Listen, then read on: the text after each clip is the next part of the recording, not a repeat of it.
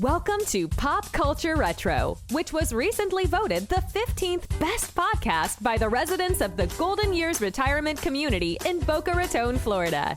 Each show, we'll revisit some of your favorite pop culture memories with insider and outsider perspectives.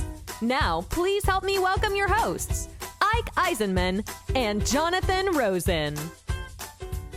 Hello, and welcome to another edition of Pop Culture Retro. I'm one of your hosts, Jonathan Rosen, along with Ike Eisenmann, and today we are thrilled to welcome a member of the first all-female rock and roll band, the Clingers. She has sang backup for artists such as Tom Jones and Barbra Streisand. She's a voiceover artist, as well as one of the stars of a show I loved as a kid, the Krofft Supershow, where she played Superchick in Captain Cool and the Kongs. Please help us welcome Debra Clinger. Debra, thanks so much for joining us. Good to see you. Thanks so much for having me here.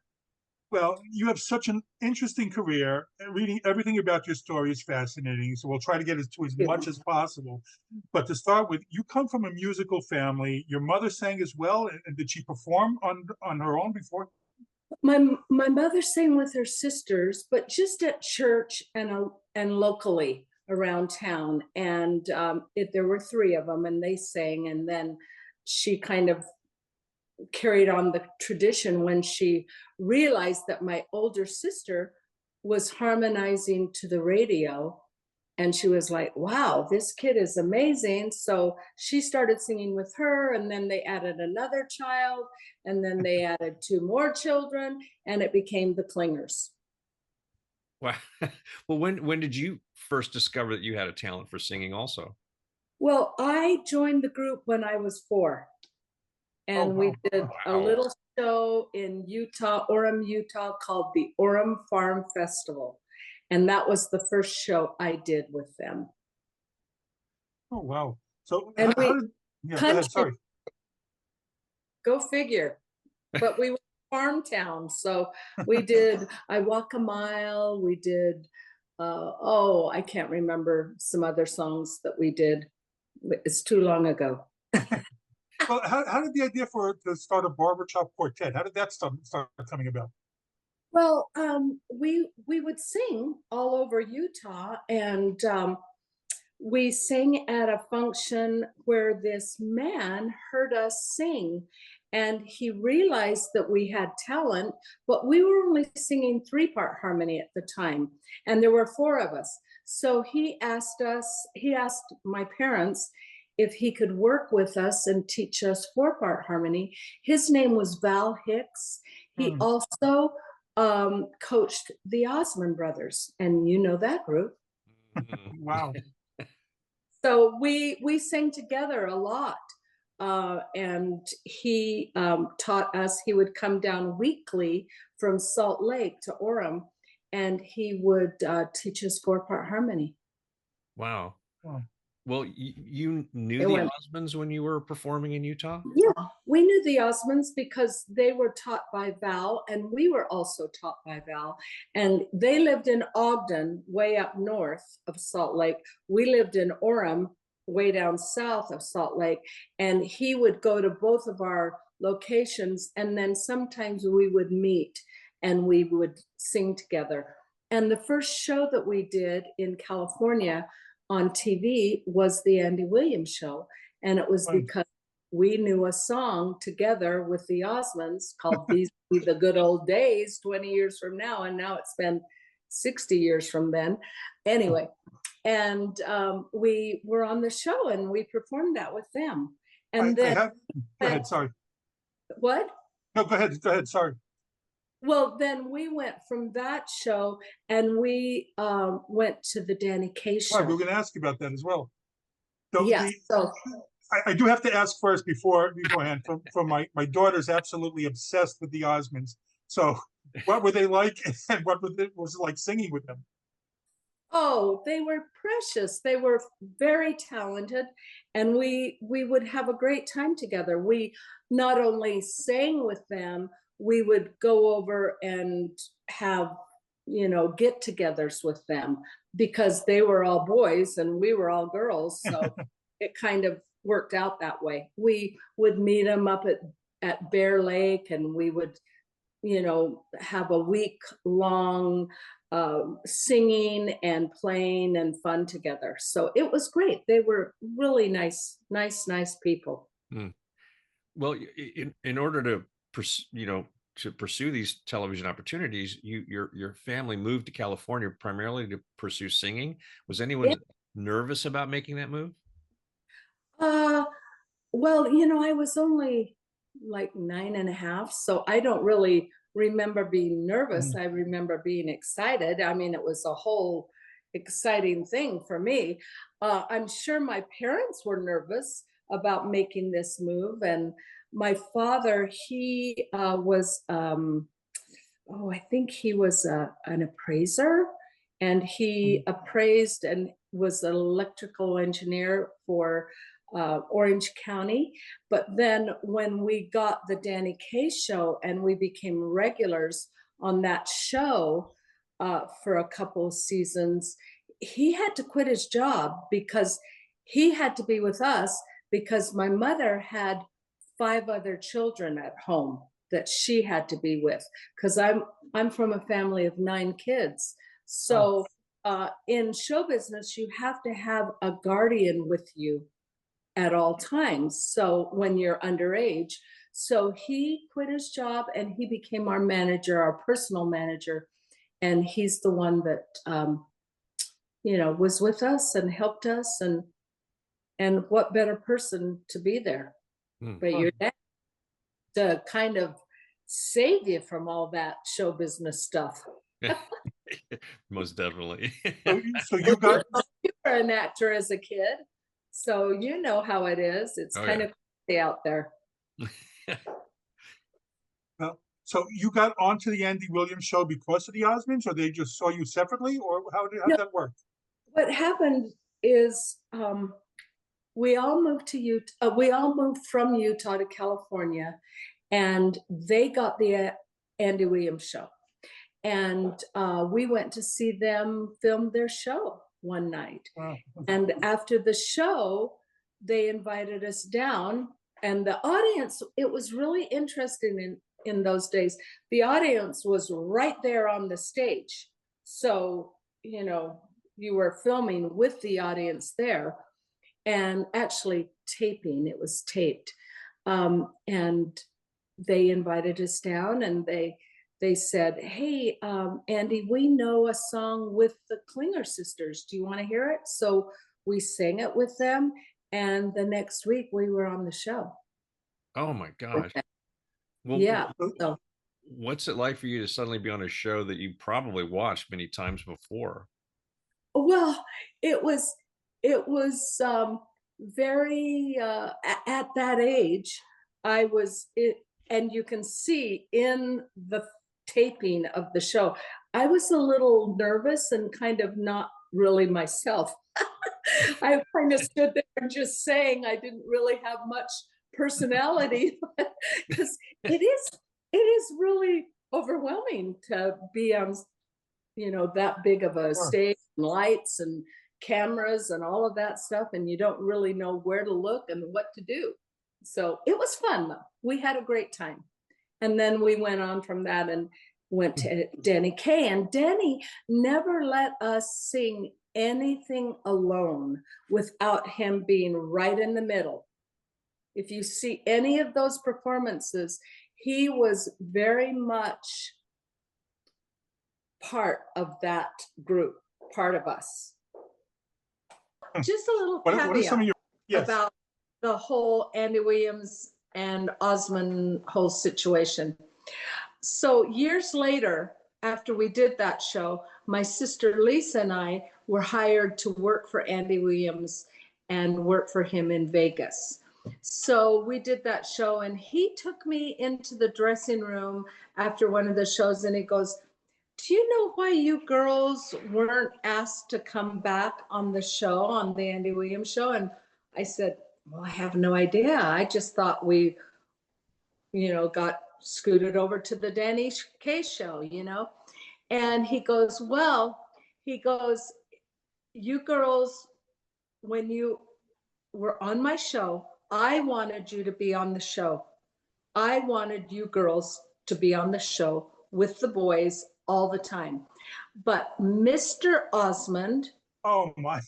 and my father, Andy Williams' father, got together and said, no go. There's not room enough on this show for both groups. And Mr. Old Williams, Andy's father, was very reminiscent of his boys who sang together as a quartet. So that's why the Osmonds got to be on the Andy Williams show, and we only got to do one show. Oh my Oh, wow. Did your life start to change after these TV appearances? Like, these Andy Williams thing? Immensely. We stopped going to regular school because we couldn't, because we were, at the studio working, and they would have to have a tutor there for us because we had to have a certain amount of time of school each day. And we went on tour every single summer. We didn't have summers like normal kids, but we had great summers. We would go and do all these fair dates.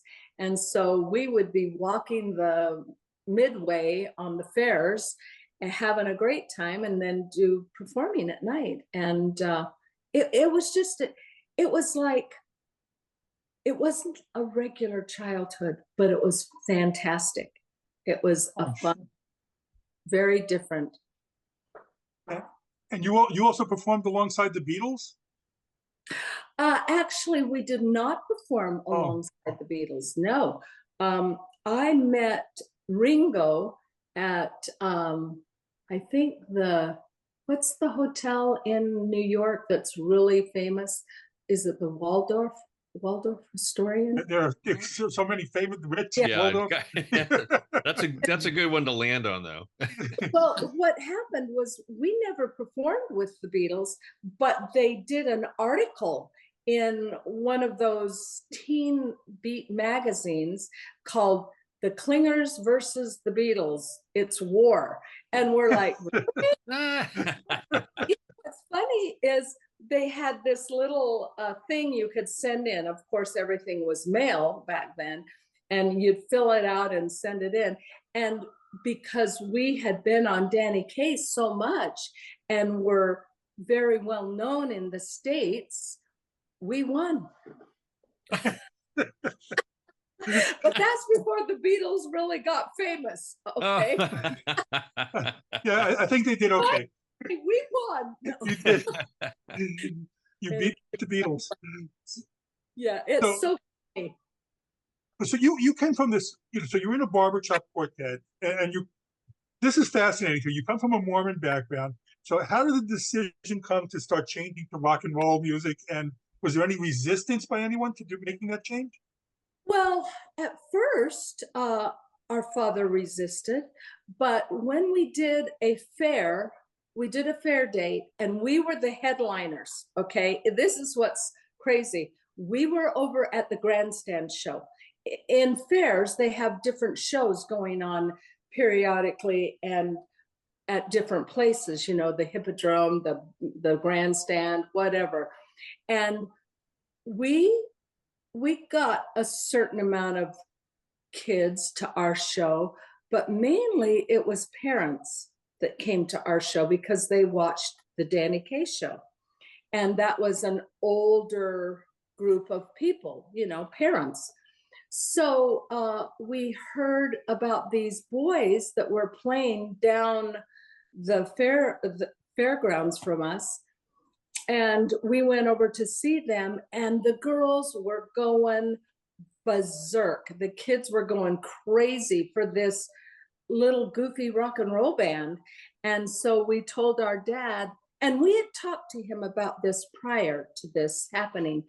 But when he saw that those kids were just going crazy for that rock music, he said, okay, we're going to get you girls some instruments, and we're going rock and roll. And I think I was about, I want to say I was 13 or so, or 13, 14.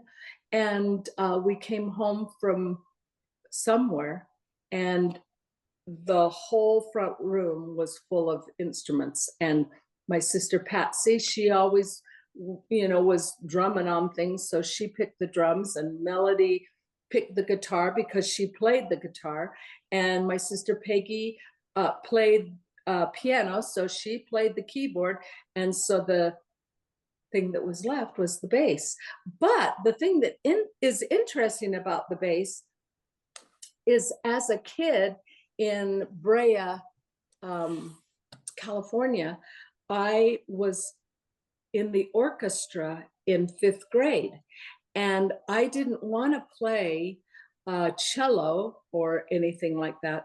I wanted to play the stand-up bass. So my orchestra leader, he strung the cello with bass strings so that I could learn how to play the bass, upright bass.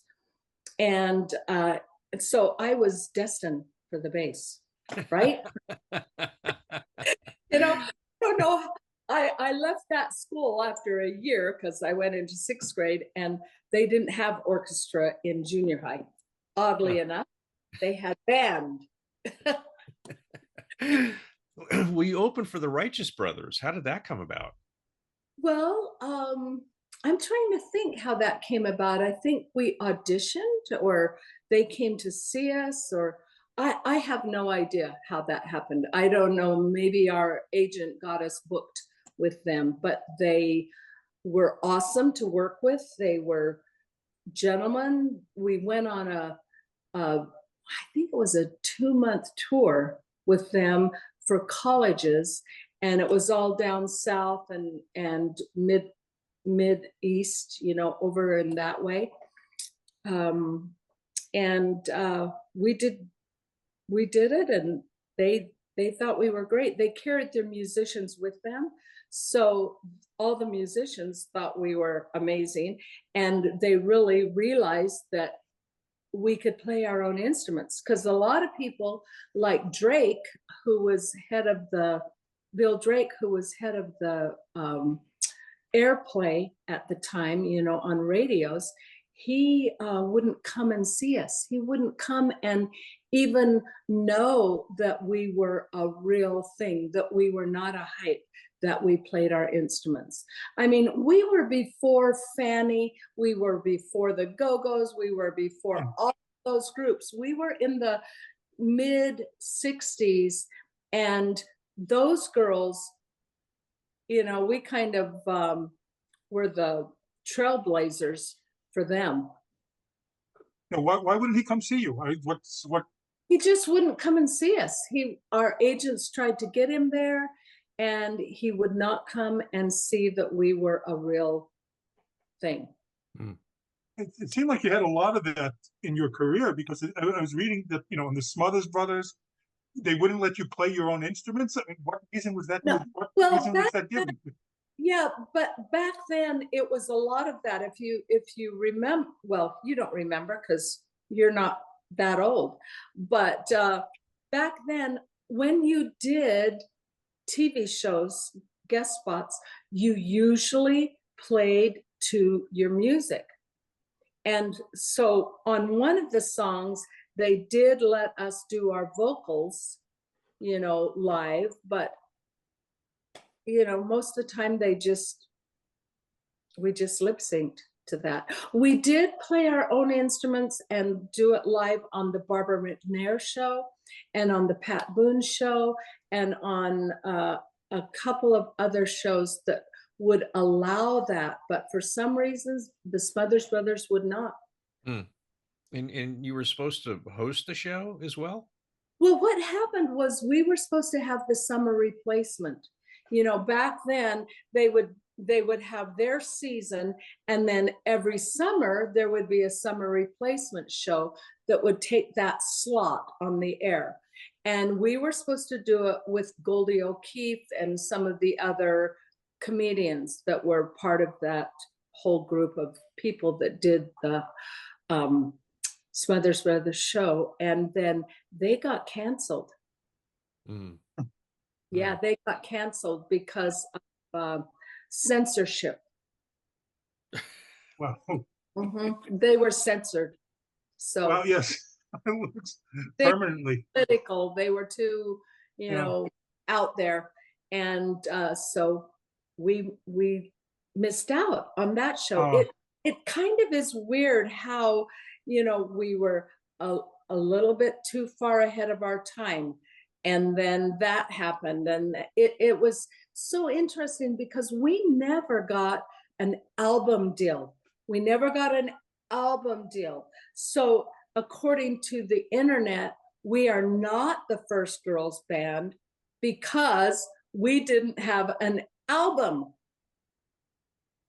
Okay, but we had singles and we had records and we had TV and we had airplay and we had international records, 45s, from Japan or wherever.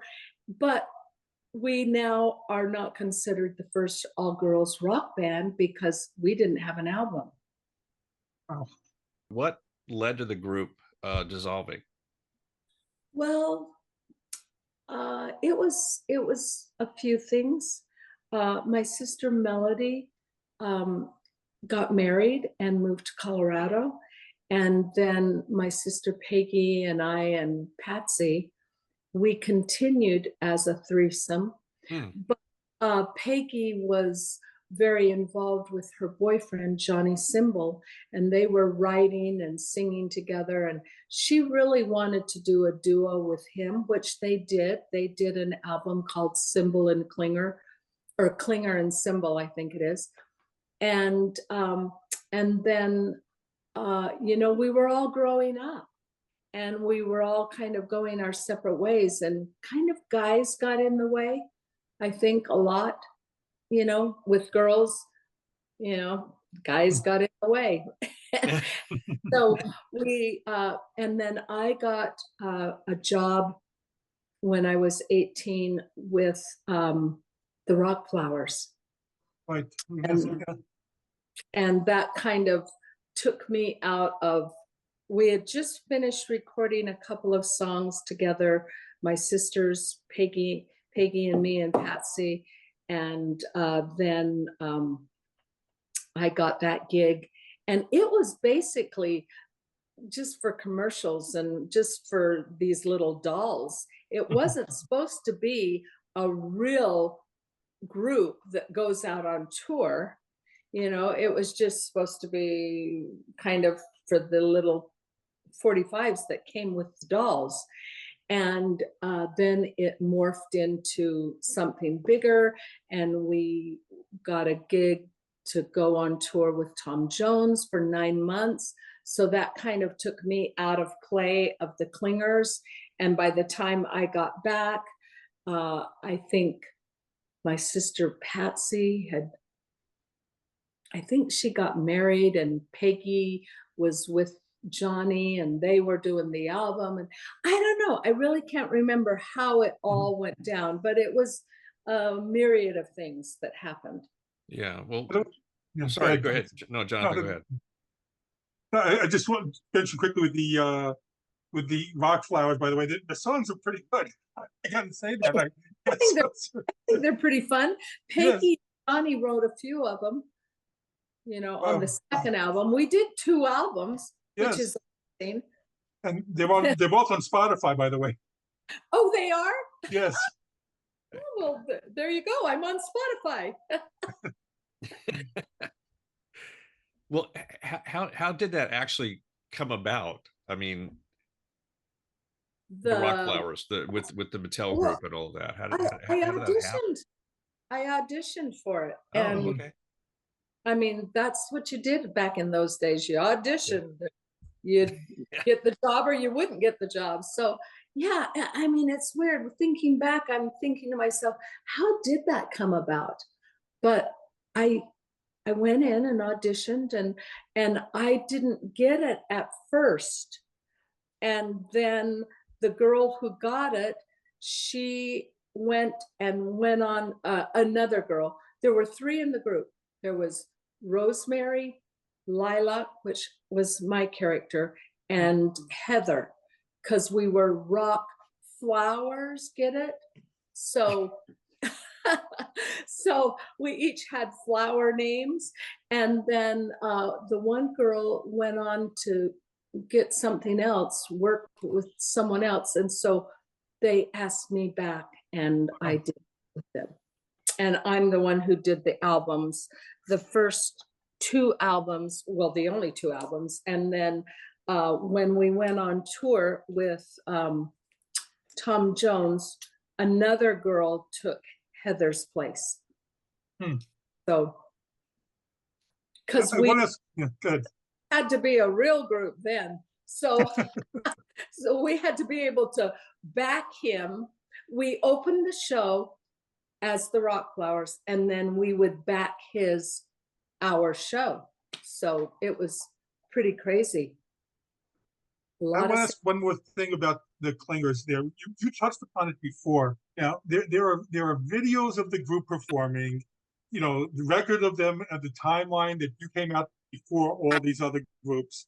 So there are some people who credit you with being pioneers for all-girl, you know, rock bands, but overall not enough. So why do you think that Clingers aren't getting their proper due?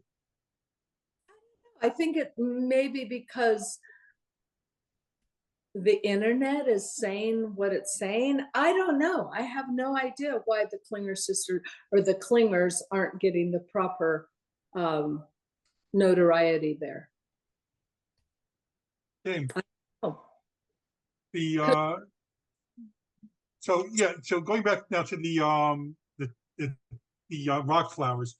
So do you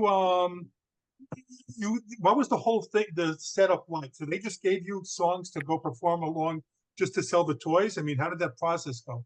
Yes, we would go out to openings of like Toys R Us or a big toy store in Chicago or whatever. And they would set up a little stage and we would sing the songs that were on those little records. And we would sing them for the kids. And we outsold Barbie that year that we came out. Wow. Our little dolls. And it's very odd. Right at that time, Mattel Toys was sold to Ringling Brothers, and Barnum and Ringling Brothers bought it. So on the album, it's called, the record label is called Wheel, like a big wheel, Records. And it was a big wheel that looks like a carnival wheel. Yeah, very, very interesting. I was like, and it was just for a second that they owned Mattel Toys.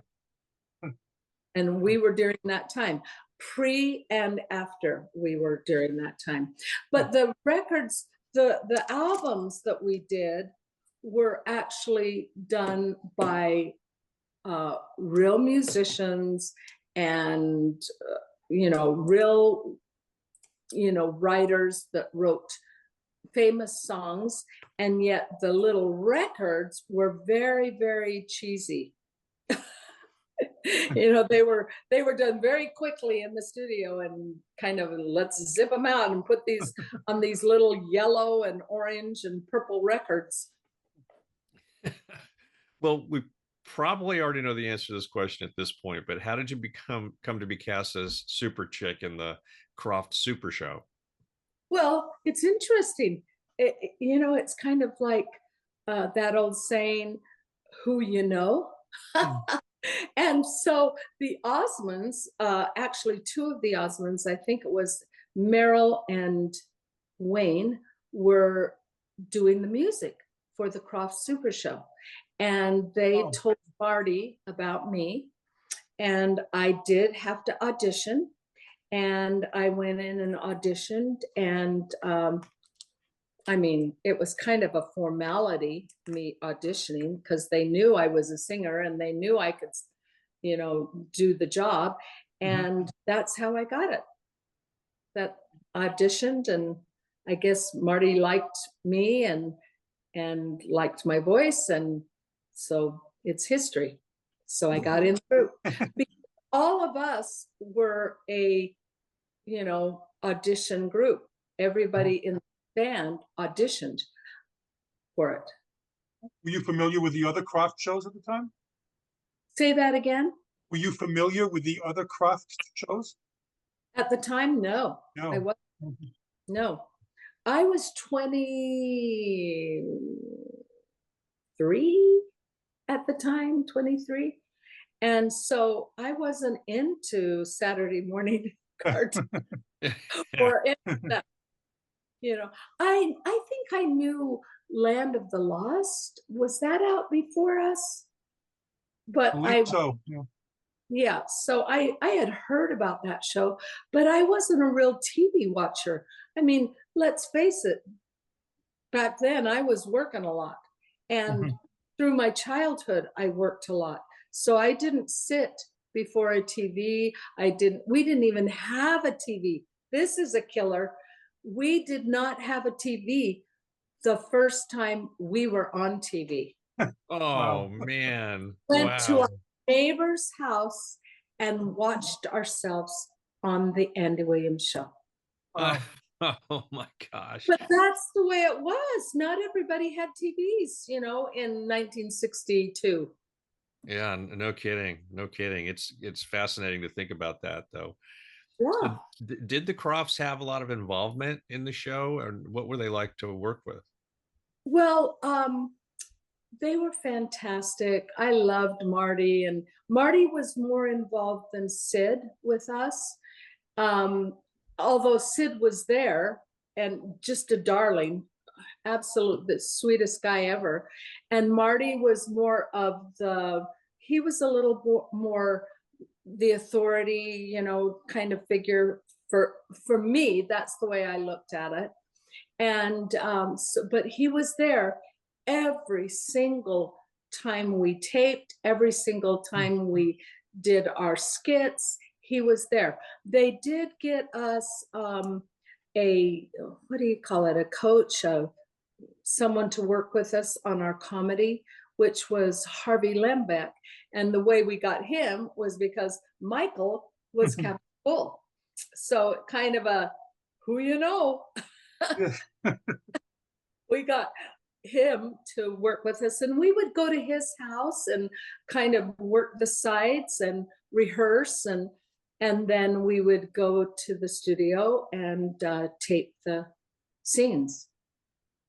I read that the show made you sign over all the likenesses for is that true? I don't remember that, but let's face it, they created us. It wasn't us. I wasn't Debra Clinger on the show. I was Superchick.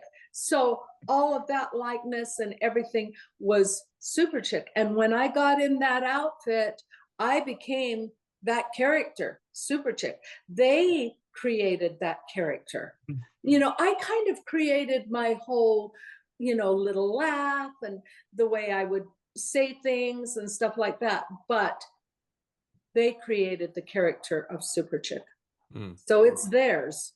Yeah. I wish I had the clothes, though. I wish I had outfits. Yeah, no kidding. Yeah, I have my outfits from the first year, but I don't really? my clothes from the second year. Wow, how cool. Yeah. We actually read that Tom Hanks auditioned for Captain Cool. Do you know if that's true? I have no idea, but that is really cool. I have no idea. Wouldn't have that been awesome? Do you know any other people who did audition? You know any others? I have no idea. No. I don't know. Do you know of any others? No, I'm trying to remember. We met Tom Hanks, so I didn't know if that was true or not. We were curious. So I have no idea. It was never spoke about. Okay. Well, what were some of your memories of working with the rest of the cast? Absolutely fabulous. Those guys were the best. We had so much fun, and we worked together great. But the thing that's interesting is we did it all in 2 weeks. Really? So we only were together for 2 weeks. Wow. Well, when I say 2 weeks, we shot the whole thing in 2 weeks. We worked together and rehearsed and everything prior, and we did the music separately before in the Osmond studio in, I think it was in Westwood or something like that. They had a house and they had a studio in the basement. And so we worked together that way, but then we wouldn't see each other. And then we'd get back together and we would do like the show for the next year. So we would rehearse and whatever. And then if we did a what do you call it? A guest star shot on like Donnie and Marie, or if we did a guest appearance on the Brady Bunch or whatever, we'd get together and learn that at like that week, you know, and then shoot it at the end of the week. So, you know, I mean, if I counted up how many times we really saw each other, it wasn't a ton, you know, but Louise and I stayed friends through the years. And, but Michael and Mickey were very tight. And I think they stayed pretty close together. But Mickey now lives out here in Tennessee. He moved out to East Tennessee probably 18 years ago. I moved to Nashville 29 years ago. So, you know. We'll have to reach out to the others to appear as well at some point. Yeah. So I think Louise lives in New York and also Martha's Vineyard. So wow. So, but you also sang the song for Electra Woman and Dinah Girl? I did. I sang the song for Electra Woman. That's great. Well, you mentioned mentioned the Osmonds a lot involved in the show. They wrote a lot of the Kool Kong songs. They wrote our first season songs. They wrote all those songs. They wrote the theme song. They wrote the theme songs for each of the shows that were in there. And they were very involved the first year. But the second year they weren't. And the third year that we just did guest appearances, they were not. Wait, were they involved in the second year? I'm trying to think. Yes, I think they did write the songs for the second year too. I think they did. I want to say they did. And then the third year, when the Bay City Rollers kind of took our spot, and we were just guests on the show, we had other producers. And that was the year we made the album. There is no album of the first and second show, the first and second season. And I was talking to Rob Klein over and Dana at Krofft, and I said, you know, we should put out a record. Yes. Put out those songs. There's a lot of songs there that we could put out, and they were good. They were good songs. Well, what did Rob say? Is it going to happen? Oh, I don't know. Okay. I hope so. This album that we did do is owned by I want to say the one that Michael Jackson owned. What was that label? Gosh, I can't think. Well, we're gonna have to look that up. We'll figure it. Now, all of you had some real musical chops. I mean, you came from a band, and everyone else was involved in musicals. Was there talk about doing your own music at some point? With Captain Cool and the Kongs? Yeah. Or singers? Never with Captain Cool and the Kongs, except for Michael and Bert Summers, who was on the first season with us. They wrote a song on our album. They did write a song on that album. But Bert left the group, Right. and then Bert later passed away. So Uh, it was Mm. sad. Mm. Well, you all appeared on many shows as Cool and the Kongs, like you mentioned the Brady Bunch Variety Hour and even American Bandstand with Dick Clark. Oh, oh yeah. How much fun was that? And did you go touring as a group at all? We did not go touring as a group, but we would go and did we do the Macy's Day Parade? I can't remember. I know I've done the Macy's Day Parade twice, but I think once was with the Rock Flowers and once was with a show that I did for Rankin and Bass called The Stingiest Man in Town. And that was an animated. And I did a few things for them. And I have one of my little dolls, two of my dolls from a claymation thing I did with Rankin and Bass called. Oh no, that's so cool. That is so cool. I'm using cool way too much now, but that is amazing. that's awesome. Yeah, and I could send you pictures of that. So you, but Oh, you love to see that. put there. But it was so fun because when I got married, my character in Jack Frost was the little girl that Jack Frost falls in love with and wants to become human. So he fell in love with this little blonde girl, but she wanted a knight in golden armor.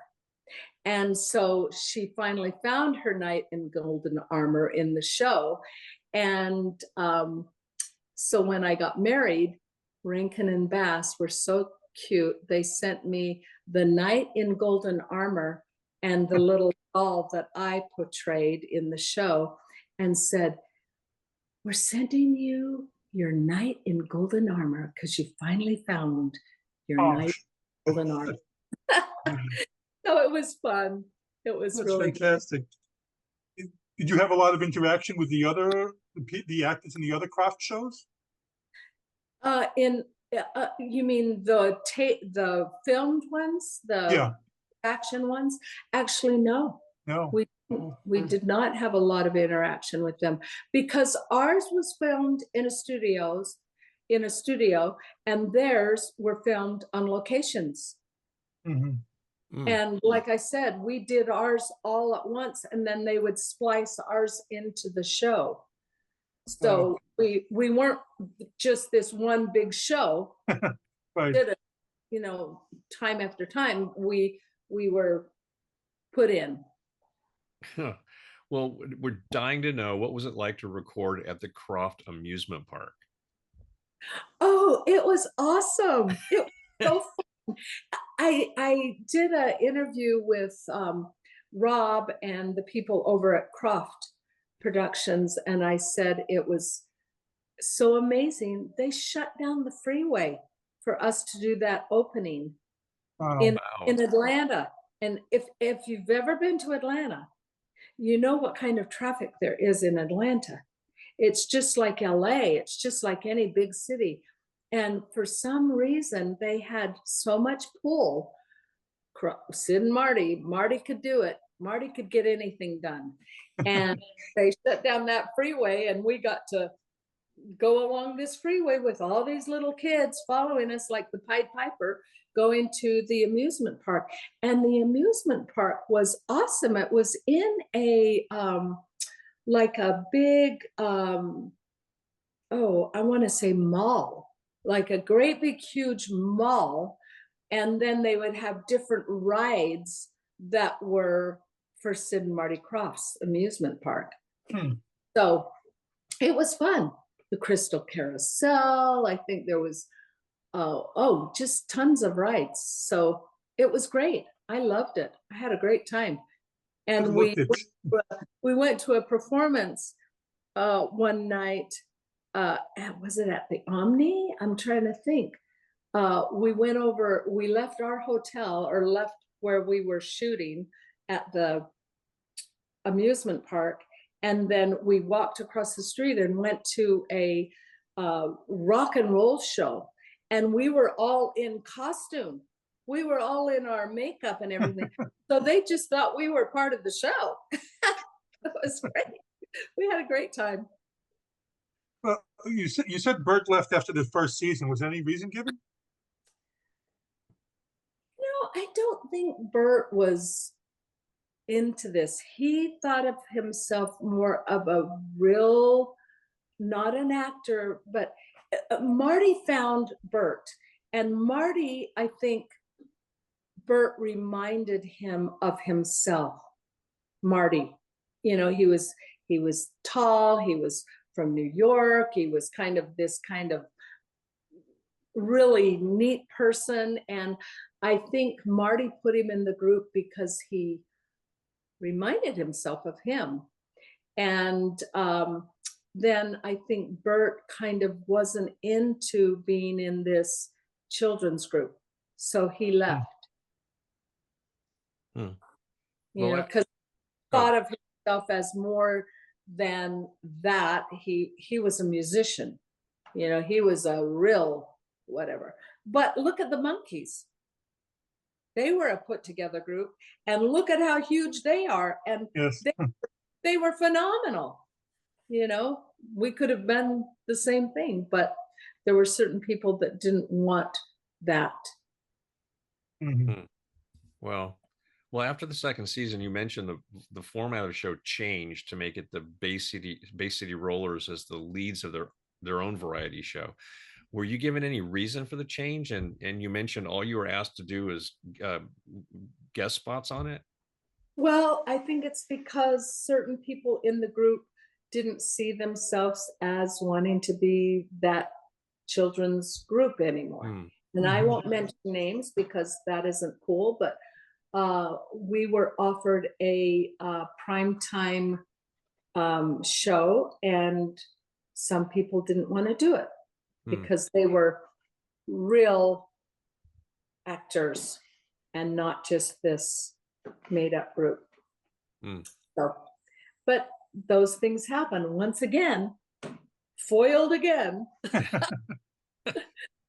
You mentioned that, so Louise is still the only one that you still keep in touch with right now? Well, yeah, when I say I keep in touch, we are on Facebook and we met another once in a while. And I did contact her a few years ago when I saw her on a TV show or something that she did, and I reached out to her, and she's just a dear person. I love her. And she got divorced and she married one of the writers of the Krofft Supershow. Oh. Sterling, is his last name Sterling or his first name Sterling? I can't remember, but very nice man, very nice man. Well, how did you get into voiceover work? Well, I was at my cousin's house for Christmas, and her husband worked for a production. He was a guy that does commercials. And he said, you know, you need to be doing commercials. And this is commercials. I did voiceovers mainly because I got into that because a friend that I knew was a studio voiceover person. And when I say voiceovers, he was a singer. So I would sing in all these things. And the way I met him was through Michael Curb. So let's go back. As the Clinger sisters, and we were going to do a show called The Clingers on Tour, or The Clingers Around the World. And we were going to do this show, and Michael Curb came down to see the taping of it, and he thought it was great. And all of a sudden it became his show called the Mike Curb Congregation. And so we sang on all of those albums as part of the congregation. And I met people in the business that were voiceover artists, and they started using me on things. Like, for instance, you know the song Precious and Few? Sure. IMAX. That's me. Wow. That is a studio group. That is John Baylor, Tom Baylor, Jeannie Sheffield, and Debra Clinger. Oh my God, I had no idea that. Wow. Yeah, and then the lead singer. What's his name? I can't remember. And so I have hit records out there. Oh wow. And Barbara Streisand's album, and you know, the Candyman, you know, with Sammy Davis. Sure. That's us. That's the Klinger family, and some studio singers. Yeah. Oh. So all the Burning Bridges, that was the theme song for Kelly's Heroes. You know, that's us. You name it, we did it back in the day. We worked a lot. Oh, that's fantastic. I didn't know all that. Wow. So you just mentioned, so you work with some real legendary performers. We mentioned Tom Jones, Sammy Davis Jr., Barbara Streisand. So what stories do you have from behind the scenes in some of those times? Well, I don't know if I have many stories. Remember, I was very young, so I have forgotten a lot of that. But if you had my sister on, she would remember everything. Patsy, she's got a mind like you cannot believe. And she even remembers dates and times and details and people and, you know, whatever. But I think one of the neatest things for me as just a person, I met Elvis Presley. Oh, wow. I never worked with Elvis, but it was when I was with Tom Jones, and we were all invited to a midnight performance of his. And then we went back into the dressing rooms and we got to meet Elvis. And oh my gosh, how are you, darling? Remember that?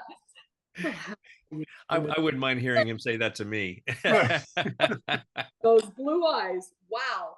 You know, I was really taken aback by that. I was like, whoa, they really are just the most incredible color of blue. Wow. Amazing. Also want to ask about, you know, such a classic film, such a big cult following, Midnight Madness. How did you get involved in that? What are your memories of the film? Well, my memories are that I went on an audition and I was up for another role, another movie called Hollywood Nights. And I was up for this one, Midnight Madness. Isn't it funny that they both were like Nights, Madness? Yeah. Anyway, and I'm glad that I chose this one because it was really a fun show to do with all of these kids. And a lot of them, it was their first film. It was my first film. It was Michael J. Fox's first film. It was Paul Rubin's first film. It was, I think, Maggie's first film. It was Patricia's first film.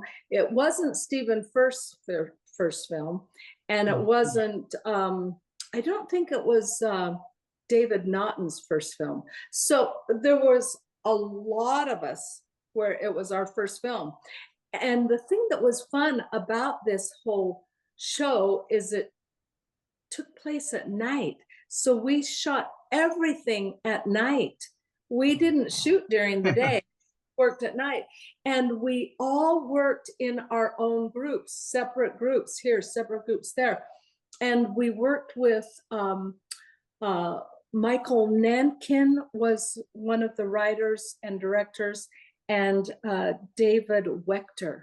And they were young guys, they were like 23, and they were able to get this show because this movie for Disney, because they did something at, I think, UCLA. It's amazing that was a Disney movie.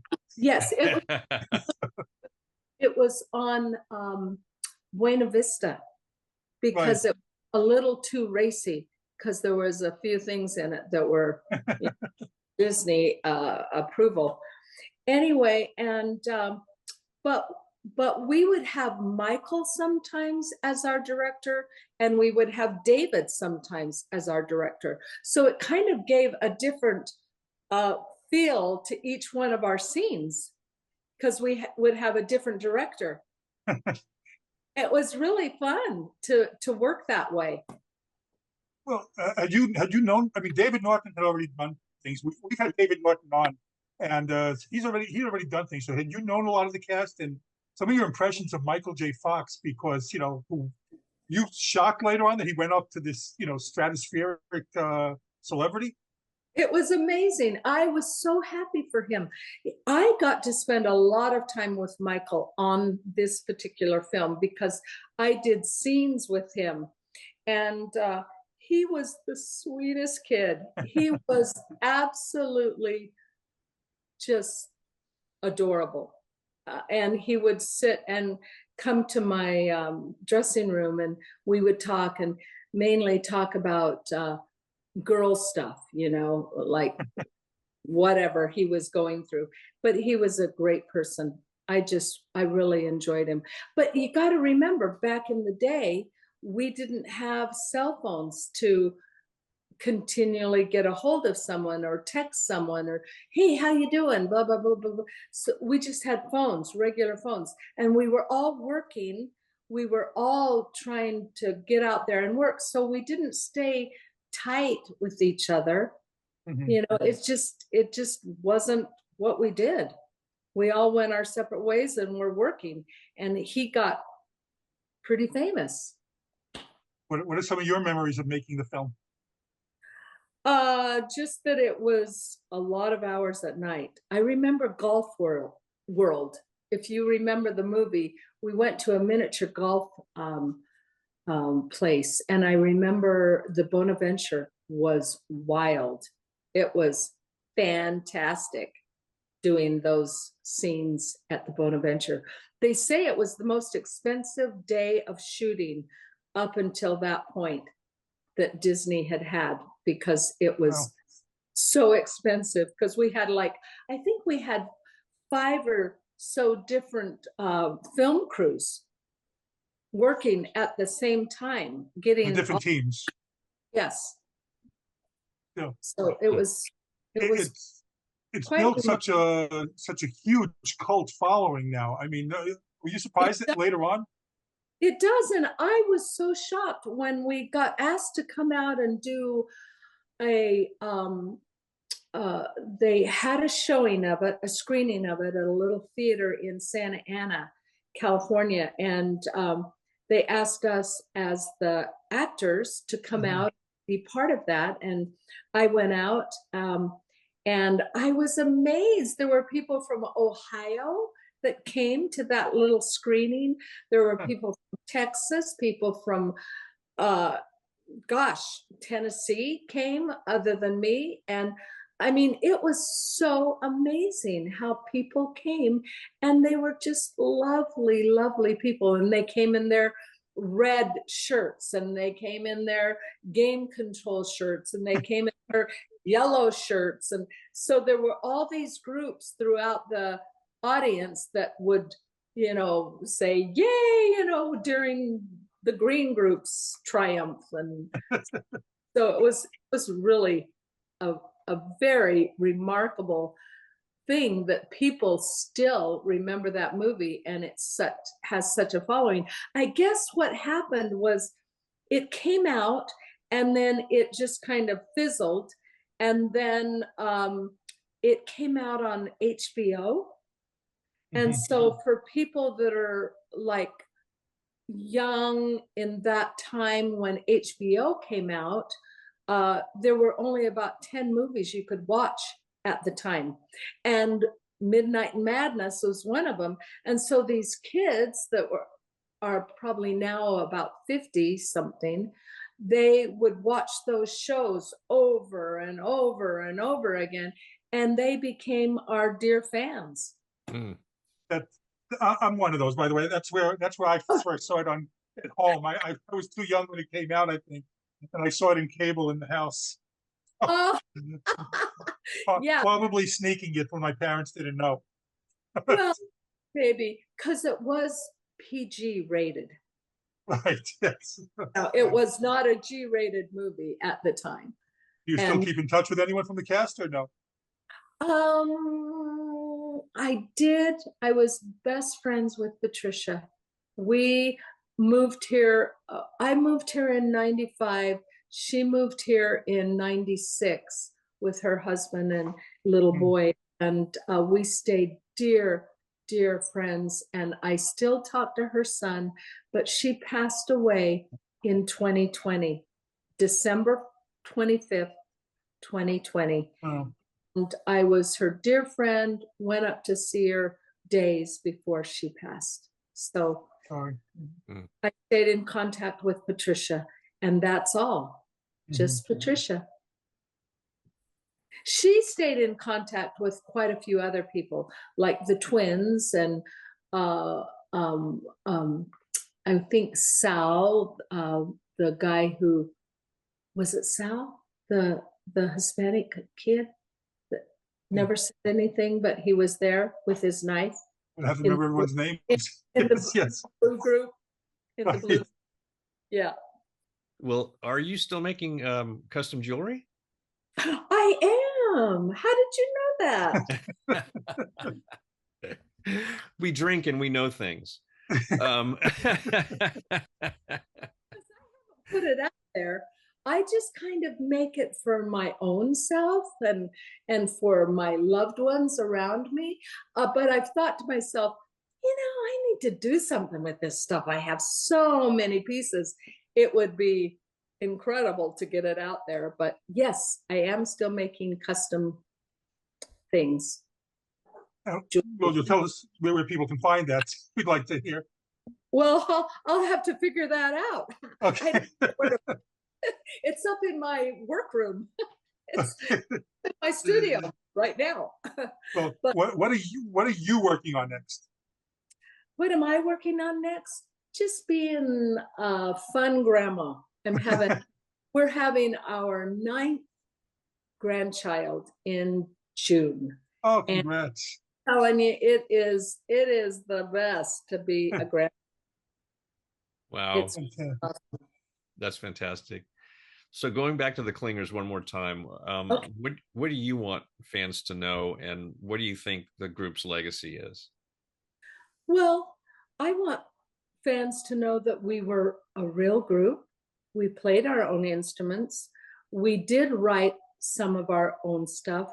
They didn't allow us to put our stuff out there, but on this new album that we did, a person came to us and wanted to put together all of our singles on an album. 2 or 3 of the pieces that were on that we wrote, and I must say they're very good. So another group contacted my older sister to be able to do one of those songs. They liked it so much on their album. So I gotta say, we had a little bit of talent, but for some reason they wouldn't let us. Now Terry Melcher is the only one who was producing us, and we did 2 of our own songs that we wrote. But we do not have any of those recordings that Terry did. We don't have the ones that Terry Melcher did and the ones that Kurt Betcher did. And if there's anybody out there that has them, let me know. Yes. For some reason they're lost. Well, is any talk that would you go singing with your sisters again? We have my sister Patsy and my sister Lisa, which is a younger sister, and me. We have done a Christian album together, and we've done a country album together. So we have in the past, but I have since moved from LA, and my sister Lisa moved to Utah. So it kind of puts a little, crank in the thing, being able to get together and perform. So I don't know that we would do that. Our sister Peggy passed away, so that kind of put a big damper on us performing together ever again as the foursome. Well, how can people follow you on social media and also be able to order custom jewelry? Well, it's gonna have to be me getting it out there. I have no idea, Jonathan. I really am not real savvy when it comes to the internet and social media and all that stuff. I think I need to learn a little bit. Well, we'd love to see you out there having a presence. Well, if I ever get it out there, I'll let you know, and then Please maybe do a little blurb for me about absolutely. Debra Clinger has her jewelry out there. I'm a silversmith and a lapidary artist, if you know what that is. Mm-hmm. Mm-hmm. Do you know what lapidary artist is? That's working with stone. Yes. Yes. Okay. And I put myself out there thinking, oh my gosh, I'm going to embarrass myself. But yeah. Yes. Take stone in its raw form, and you make it into a beautiful piece of jewelry, a cabochon that is just gorgeous. And then you set it in silver. So it's really been just kind of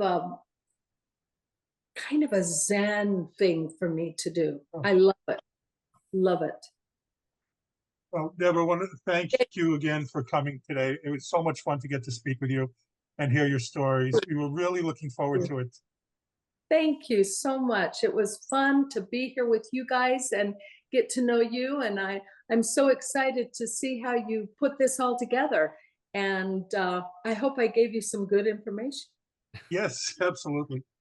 Well, again, this has been Pop Culture Retro. I'm Jonathan Rosen with Ike Eisenmann. And again, a very special thanks to Debra Clinger. And please like, comment, and subscribe. Thank you for listening to Pop Culture Retro, where no one was hurt during the making of this podcast.